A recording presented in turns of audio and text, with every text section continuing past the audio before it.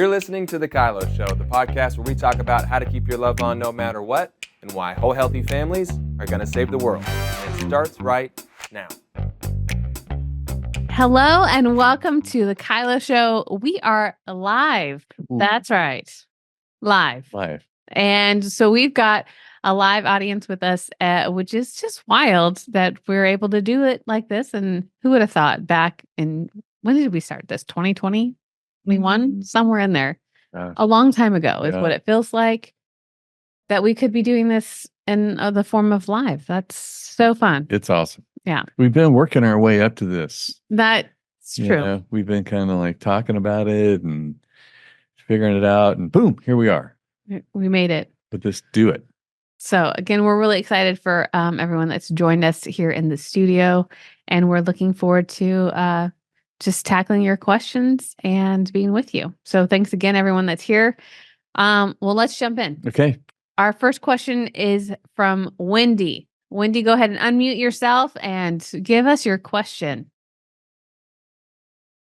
Okay, so thank you so much. You guys have just enriched my life in so many ways, so I appreciate this opportunity today. My question is, I'm connected to two different organizations that are in desperate need of culture change. And there is some recognition of this need. One is more in the business world, and one is more in the church ministry world. And for me personally, you know, as I've grown in some things and matured and learned some things, it's very difficult to unsee things once you see them. And so I'm just looking for what are some practical ways that I can engage, be an agent of change. You know, I don't want to be the presumptuous, you know, knight riding in on a white horse. Here I am to save the day. But I also realize I can't fix a problem, you know, that somebody doesn't want fixed or doesn't realize needs to be fixed. So beyond just modeling KYLO in my own life, managing myself well, kind of watching for opportunities to act. I'm in like limited position of leadership in both of these organizations, probably more of an influence than really a decision maker, if that makes sense. So it's can be somewhat of a lonely road to walk. And I'm just looking for any other practical advice that you have to offer above and beyond, or maybe good questions that I can ask. I'm always loving anytime you guys offer great questions. So Great. I will mute and let you respond. Well, don't go away entirely there. I'm going to ask you a couple questions. Here comes your questions that you were wanting. Here's we'll keep okay, we'll keep this conversation going. So when you talk about culture changes, you're suggesting that they don't know that they have a problem, or they don't know what to do about it? There is some recognition that there's a problem in both of these instances that I'm thinking of. There has been some recognition that yes, there's a problem, and is the problem? I've made some suggestions. Let me ask you another question. Do they think the problem is a culture problem, or do they think the problem is a person problem?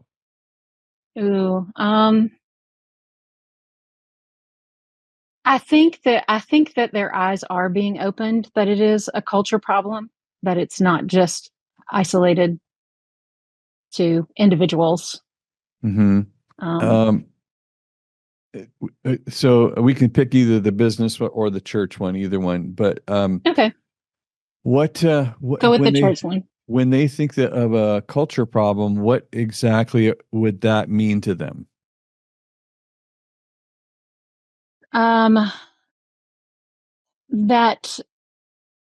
it's more of kind of a foundational issue, that it's more of a mindset, a whole mindset of a group of people, rather than just situations. There have been some situations that have come up that kind of highlight these culture issues.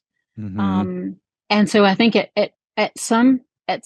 in some instances, there's been the thinking that, oh, well, it's just a situation, and if we make this situation go away, that will fix the problem. And I'm kind of sitting back going, no, that's not going to fix the problem, because it's a much deeper problem than just the situation. Mhm. Well, I'll just cut to the chase. Generally, when there's a culture problem, it's a trust problem. And we don't trust each other. We don't tell each other the truth. And so if we don't build systems to where people can step into the light together, see each other, hear each other, value each other, adjust to protect relationships, if that's not a part of the culture, then that's the journey.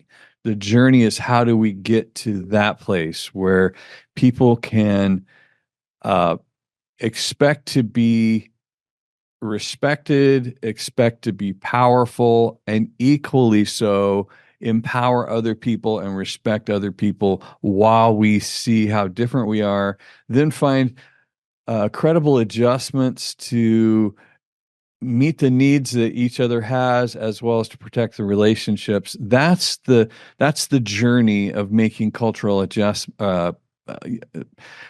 healthier, making culture mature, is that the people, the leaders of the organization, learn how to do that and then lead in it. For a brief period of time, what's the size of these organizations? The church ministry one.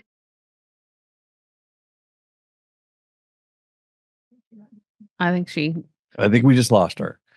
All right. We're back to the old school. Okay, this let's feels like a say radio program. 800 people. There we go. What would you say if she said 800 people? 800 people, then I would recommend that maybe they check into the Danny Silk Consulting workshop that's coming up at the end of February, but I don't know when this is coming out. So it may be too late for the listeners that hear this, but if you go to dannysilk.com, you can find out about a workshop that's coming up for specifically solving this problem. There you go. All right. Well, if she comes back, maybe we can jump in and where we left off. Tell her. It was a rough cut on that one. Oh, there's okay. All right. Helen. Hi. Thank you for taking my question. We are parents of 8 adult children. 2 were biological, 3 were adopted, and 3 were foster. We have considerable addiction issues amongst our adopted and foster children. When they became mid to late teens, they went back to their birth family and very quickly descended into the drugs and alcohol and crime situation. I have learned a lot about keeping the welcome mat out, but also having boundaries. And we grieve many missed holidays, planned gatherings that they just don't show up, the destructive choices they make, and just the impact that it has on our grandchildren. I'm thankful for the connection that we do have with them, and I'm thankful for the connection we have with the grandchildren, especially, and the time we get to spend with them. Like, we are encouraged to have connection with our grandchildren. So I really, really appreciate that. Our struggle is when they ask for money. They know how to get me because they'll present it in a way that, oh, the children need milk, bread, whatever. I have zero confidence that that is always true, or that is what it would get used for. And we could just get nickeled and dimed to death very quickly. So I have just cut off. I just said, no more money. When we go visit, when we see them, we bring groceries, we bring food, I cook soup, bake buns, make cookies, whatever. And yet, how do you do this well? How do you do this keeping your love on when their interpretation of being loved is actual money? Mm-hmm. Yeah. I just started the parenting journey, Rodeo, so I will defer. Well, It's coming. I yeah. Well, I think that you're doing it well. I would suggest that you're doing it well. You can always, you can get a shopping list, and they say, well, we need money. The kids need this. The kids need that. You can say, well, I'll Amazon that to you, or I'll Uber Eats that to you, or I'll have the groceries sent to your house. That's about all you can do. Because when somebody's manipulating you, lying to you for drugs or whatever, then you just have to learn to feel good saying no. Mm. And it's an acquired skill where you keep the empathy in your voice. I know. Yeah, I know. No, I'm sorry. I'll do something else, but that I won't do. Okay. And and that keeps I'm open. I want to help. I'm here. I'm not going to do that. So if somebody said, "Hey, I need $1,000," you go, "Yeah, I could see that. Would you send me $1,000?" No, but I'll do lots of other things. What else would you like to try? So you stay engaged and you stay willing to, but when they finally then turn it into, you don't love me, you never did, you love the other kids more, if so and such asked for money, you'd give them money, I know you have, you probably, so I know, I don't know, nice try. You just have to let them fight with themselves, because they're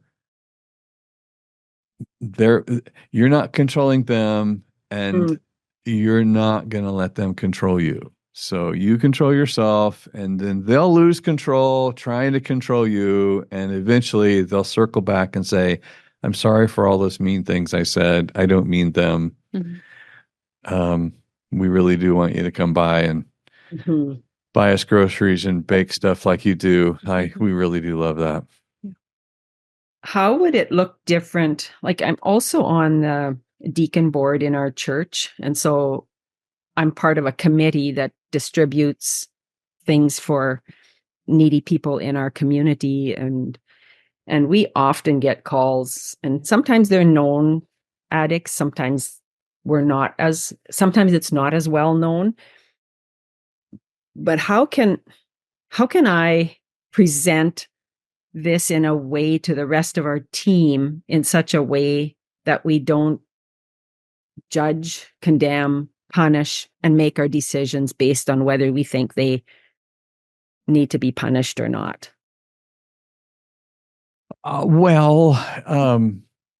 There's several questions right there. So one would be, how do I educate my whole team in a culture that's actually helpful?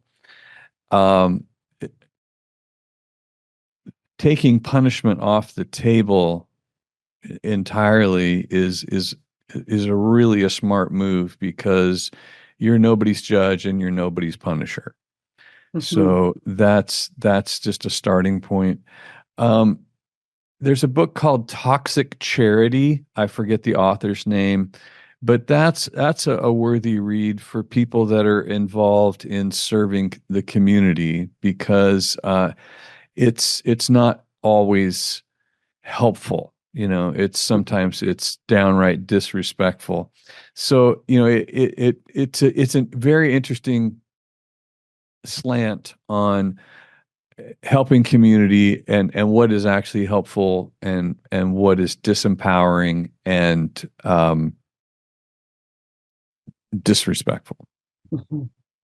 Okay. What's Jackie Durant's City of Hope? Hope City. Hope City. I mean, I know she's a friend of ours that works out of Reading, but I mean, this is what she does and she loves. And then we have City of Refuge that's here in Sacramento, that are all people that have blended the Loving on Purpose material in the workings of working with people in need of all different varieties. And you probably could look up City of Refuge and Hope City and really gain some resources and even have some dialogues. I don't know what courses they might offer or email lists or even just to they're doing it well. And I think that I think Jackie has a couple of curriculums and different things because she wants to support people to do this well, so it doesn't become this unhelpful measure. Yeah, another thing I would suggest is that you email Ben at lovingonpurpose.com and ask him about site licenses, because some of the things you could do for your team, one thing right away would be to take them through People Helping People on our Life Academy. That would be that would be a really great study to go through and to just begin to introduce the idea of what is helpful and what isn't. And then that probably would lead to Relationships 101, where we're talking about connection and communication and boundaries. There's just a plethora of really helpful culture building in that Life Academy material that you could do trainings for that sounds, thank you. That's a very good idea. What would be a link, or where could I go to connect with Hope City? I think it's just hopecity.com or .org. Okay. You probably could do it out of Hope City in Redding, California. That'd be it might be linked to Bethel Church's website. I'm not sure, but yeah, that's what I'd be looking up. So thank you. That is awesome. That gives me a lot of hope. Great. Appreciate that. Good.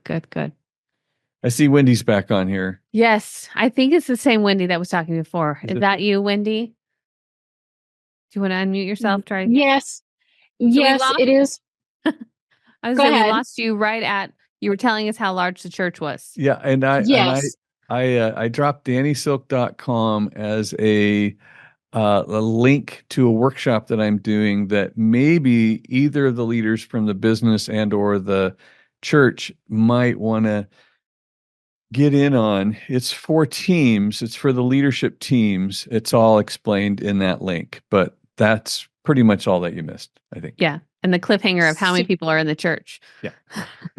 Yeah. So it's about 100.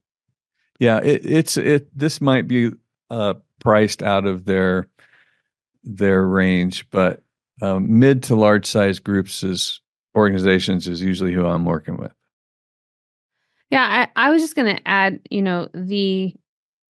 were talking before, Wendy, about you're running into situations that are happening over and over again, but no one's willing to look at this seems to be a cultural problem. I guess if you have that place of influence, you're not in the decision sphere so much, but even asking the question, can I give some feedback from what I've been seeing? And if they say yes, that might be the place of, I don't know if you realize, but you keep running into this same situation.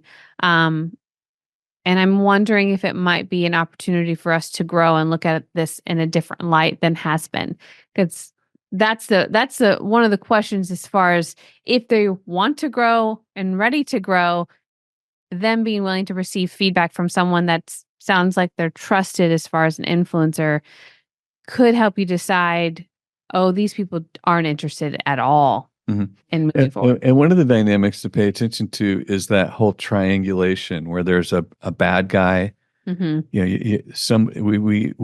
agree that there can be a bad guy in our organization. Therefore, there will always be a victim, somebody who's powerless and not responsible for anything they do. And then there's a place for a good guy.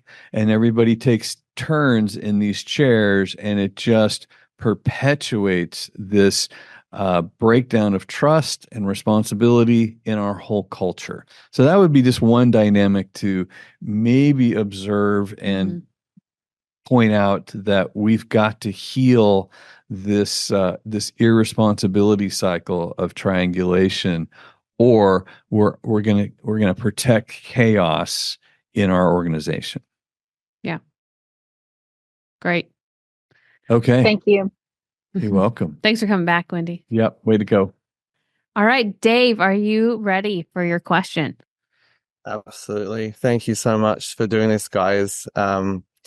Yeah.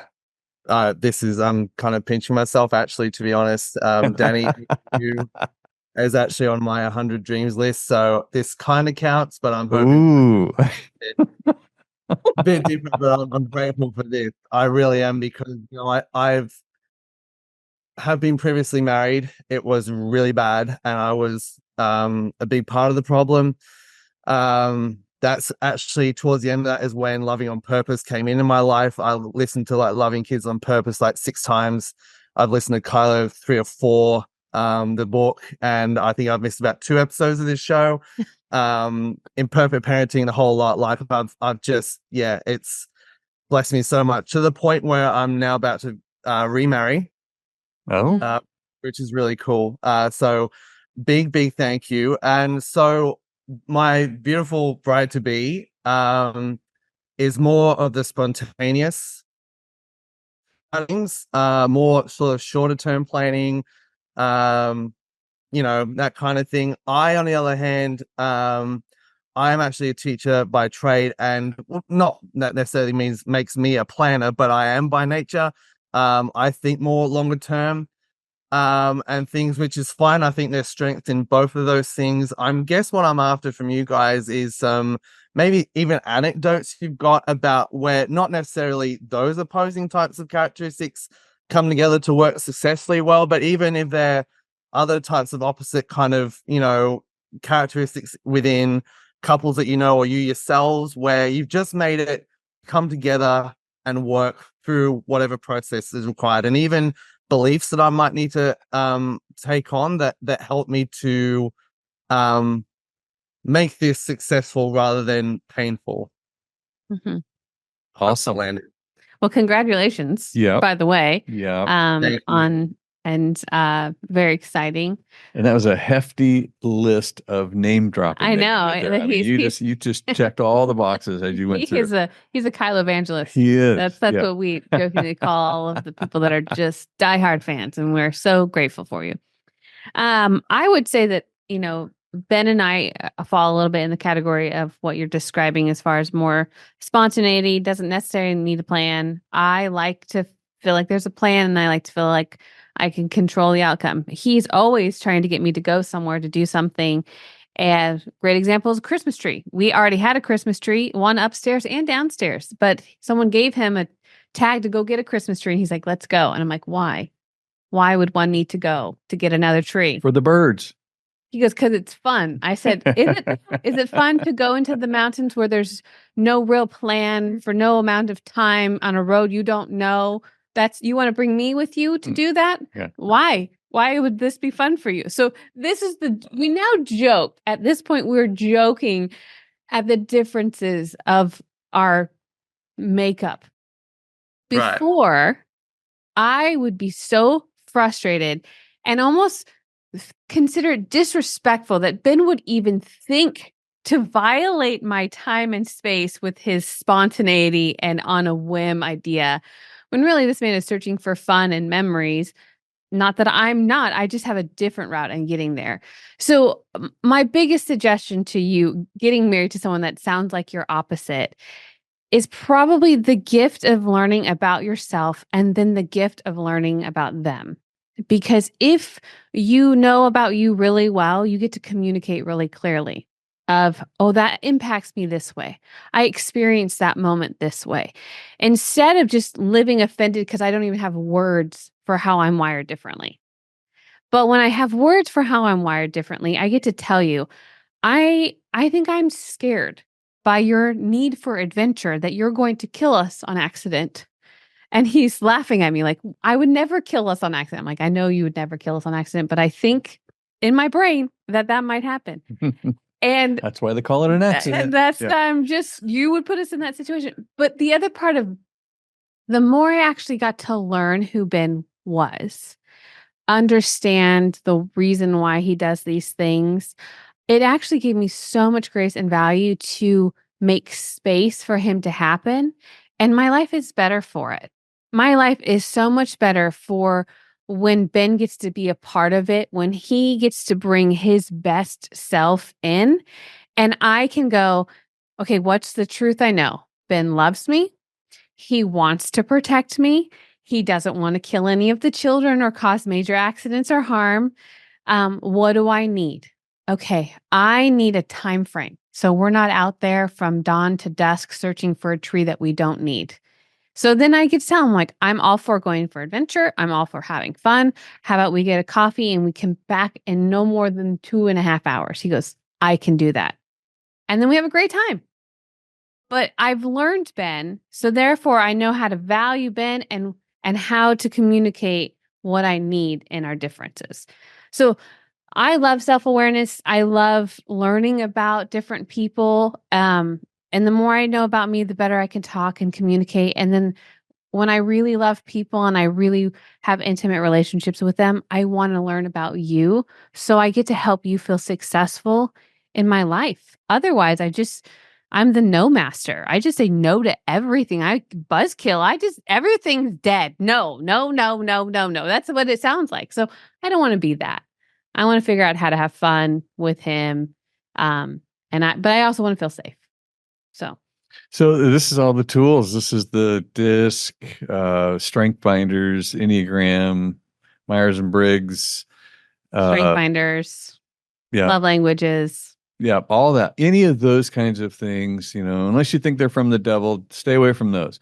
But the other ones, dive on it. Yeah, because they're whatever. Everybody's has a particular, but I think, we start with DISC usually because it's 4 things. Most people can think of, can remember 4 things: winter, spring, summer, fall, north, south, east, west. We usually can hang on to 4 things. And it's a great, easy access. You pay whatever it is, $50 or 35, it depends. You can get a free one, but you get what you pay for. So, but there'll be like 35 pages of information that is specific to your wife. 35 pages that is specific to you. And then you would study up, and then you would swap the paper, and you would learn about her, and she would learn about you. And all of a sudden you've got insights into each other that usually takes couples 25 years to sort out, and you've just accelerated this because you did it on purpose. What do you think, Dave? Okay, so what I'm hearing you say is there are certain things I need to believe about my fiance. Like, she wants to protect our connection. She loves me.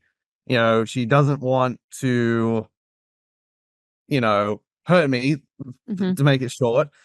I need to keep learning about me and my fiance, and find a version of this that is actually going to cost me rather than the free version that I've used already for myself, to get a bit more detailed information.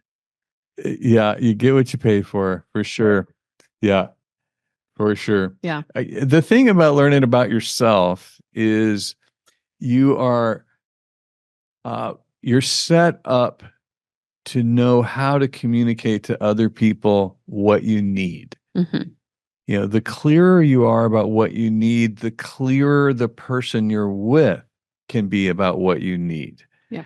And you also begin to realize, oh, I'm going to really rock at this situation that's coming because it's got all these things that I rock at.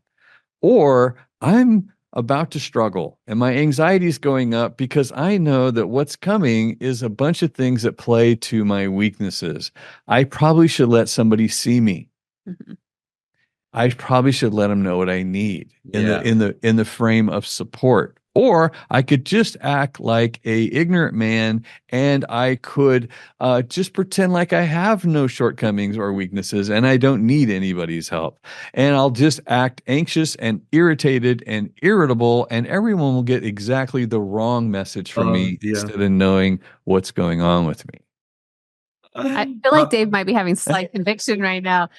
Your face is just loving this or hating it. I'm not sure. Oh dear. When you were talking, Brittany, I was laughing because I'm like, oh my gosh, that is me. That is like I identify more with you than Ben's way. And yeah, my fiance is Ben in a different way. Yeah. So no, I mean, like through the show, like to be honest, I believe this relationship is going as well as it is because of what I've learned from you guys. And be able to articulate what I need, the KYLO way. I guess, I think for me, like, I mean, I've heard you guys talk about this before and self-awareness. That's probably, how do I say this without sounding like a jerk? That's actually a strength of mine. Is self-awareness. But I think probably for me now, I think the disc, that paid for version, is actually probably, along with the other things, I'll keep doing those things, but I think that's probably a gear shifter for me, for our situation. But yeah, no, this has been really good. Really Dave, good. I would end with the best thing you could be for your fiance is to be curious and not critical. Because her free spirit, her desire for fun and adventure is an absolute gift. And if you're curious in that and you lean in and ask questions and clarify and can come with hope of, I want to have fun with you, but I need this. And you have that curiosity rather than that critical thing and shutting her down. The hard part, I mean, if we've been married for 20 years, if I could rewind to the beginning, it would be, I would just bang my head into, Brittany, get this piece right here. Because I spent way too much time being critical rather than curious. And I muted Ben in our marriage for far too long.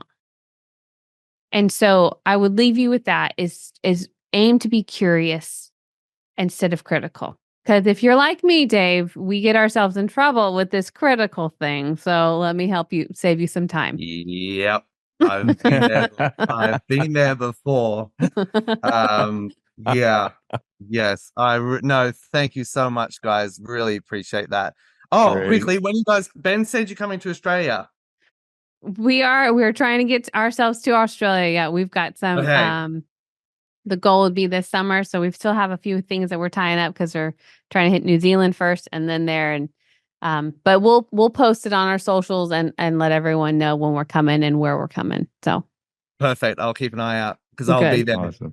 yes, I hope I can meet you in person. And I'm not Danny Silk and I won't grow a beard, but Brittany, no. I will, if I get to like meet you and Ben or whoever's there, I will be so very grateful. Really good. It would make my year. Well, Perfect. after getting married, that will be the next. That's good. I'm glad we got the lineup correct. That's good. Well, give your best to your fiance and congratulations again. Thank you so much, guys. Appreciate it. Oh, Very awesome. good. Okay, Jessica S. I think we'll just go with that. You're up next. Hi, Jessica. Hey, how are you guys? Nice to see you guys again. Good. Doing good. Cool. Gonna dive straight into it. Okay. How would you, I guess, encourage 15-year-old boy? He's had a pretty rough year.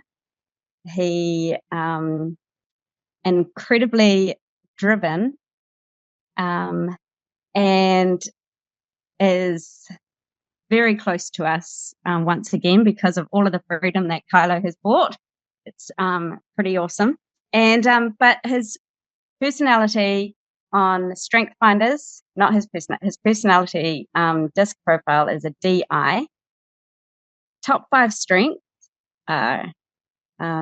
futuristic, intelligence, individuality, command, and adaptability. So, what would be some practical ways to bring a boy of this age to living in the present, enjoying the present?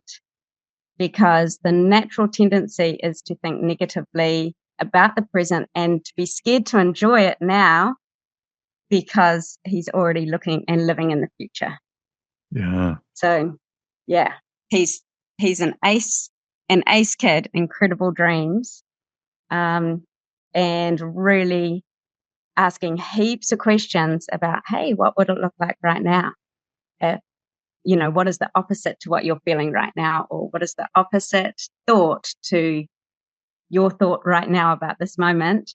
And the opposite would always be a positive. So yeah, practical tools to bring somebody back to the present and bring more joy in the moment for him. Yeah. Good. I was thinking I was talking with another client who has a 15-year-old boy who has many of the same things that you were just listing. And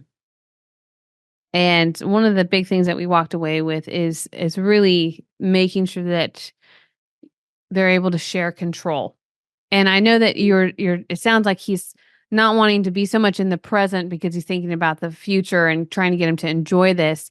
And maybe some of that shared control is just asking some questions on how are we activating right now. So, and that's a great idea. I love that. What would you like to do today? You decide or I decide. I mean, it kind of helping him get back to this space, but still empowering him because, basically what you listed off is, could be the next Elon Musk. This kid could be all sorts of crazy and epic and amazing. But he's got it sounds like he almost needs something to find that inspires him to motivate himself to move into action rather than feeling so stuck in the I'm excited about the potential, but I'm not actually activating the potential. And so I honestly, it's funny. I'm reading this book right now, and one of the examples that they gave was Matthew McConaughey. He gave a speech at some Academy Award, and they said, "Who's your hero?" He goes, "Myself in 10 years." And he got to that spot in 10 years, and they said, "Well, who's your hero? Are you the hero?" And he goes, "Oh, no, it's myself in 10 years." And the whole point was thinking about who I could become in 10 years and actually fueling my vision towards what are the markers that I have for my life in 10 years. And since he's such a big thinker, that might be something that helps pull him into the present moment of the steps to become something great. 10 years down the road, like if he's 15, what does that look like at 25? Mm-hmm. What do you want to create? What do you want to build? Okay. Let's put it on the board. Let's make it big. Let's put it in front of you. What do we do today? So you're taking a step towards tomorrow for that 10 years from today. Mm-hmm. Cool. Yeah, I love that because he's definitely, he knows what he wants to do when he leaves school. He's already got it all planned out. And, he owns his own business already. He works whenever he can, and which is great. But the frustration that I can drive, but I'm not allowed my license. Can work driving tractors, but I'm not allowed my license yet. So the frustration of not being able to do the things that he knows that he's capable of doing, but he's still got a lot of learning in as well. So I think fantastic advice actually, because in my head, I just go with the flow. And I know that kind of, he's a planner and he really likes to visually see. So I think that visual board is a fantastic idea. Yeah. Jess, I would just add one thing. I would just challenge him to build gratitude into his life. The practice of saying thank you puts me in the present. Thank you, Lord, reminds me of what I have and what I'm doing and what is working and what is a gift and a blessing. It puts me here and now. So if he can, because of the challenge of I'm always out ahead, if he's going to be connected to the people that are the most important to him, he's going to have to practice gratitude, or he will judge the moment.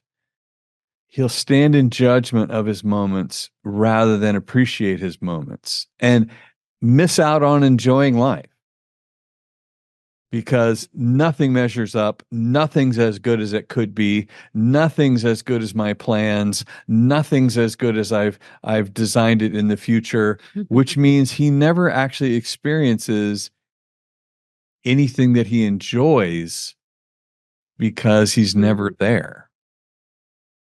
Yeah.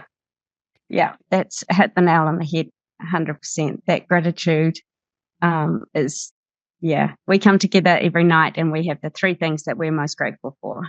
And in the beginning, it was so hard for him to do. Just like it was like pulling teeth. It was like, it's not that hard, dude. You have the coolest life. Seriously. Yeah. But now it's definitely coming faster. And sometimes it's just, I'm thankful for my dog and I'm thankful for, super simple stuff. But definitely noticing that is building. And even, I think we need to press into that even more in the moments and not just, once or twice a day. Yeah. And you might challenge him. If you want to be a great husband and you want to be a great father, you better nail this. And that's even exactly the conversation we had the other day. I think even a great leader, leaders are able to plan for the future and enjoy the present with the people that they're leading. So if he's going to be a business owner and have employees, or he's going to be an inventor with people that are helping him, people want to be around other people that are grateful. And so I think about the moments where it didn't work out like he planned, or he's frustrated that it's not what he wanted. Those are probably great spaces to be like, okay, what did God do?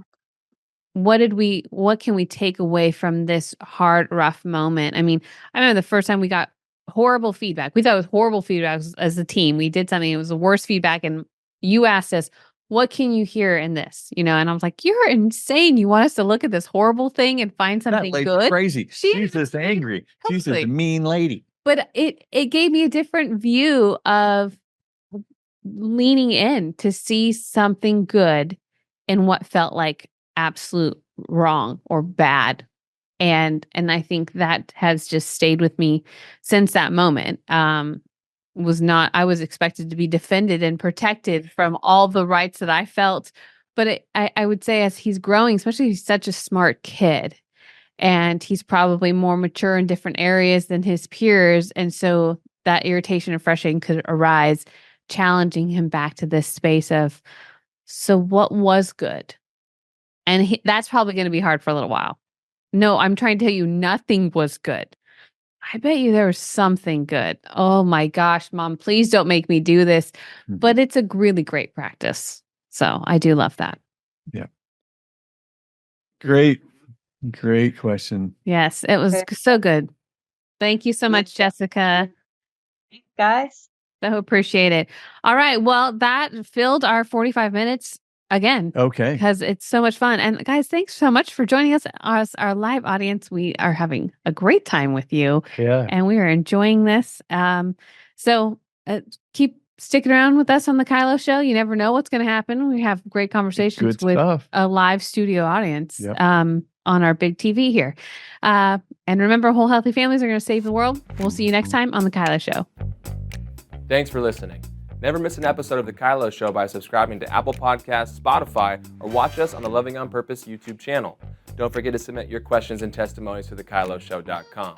The KYLO Show is produced by Ali Armerding, co-produced by Ashley Beck and Anna Hill, sound engineered and edited by Taylor Silk, and show promoter Christian Zamora. Don't forget, whole healthy families are gonna save the world.